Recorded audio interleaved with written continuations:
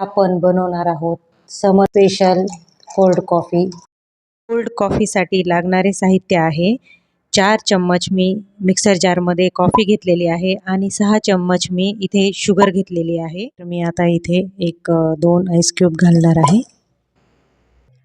चला तर मग आपण आता ह्यावरती झाकण झाकून आपण हे मिक्सरला छानपैकी फिरून घेऊया। हे पाहू शकता कॉफी छानपैकी मी मिक्सरला फिरून घेतलेली आहे आणि आता त्यानंतर मी यामध्ये दूध ॲड करणार आहे।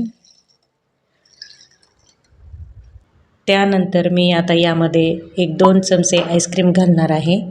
तुम्ही तुमच्या आवडीचा फ्लेवर तुम्ही यामध्ये ॲड करू शकता।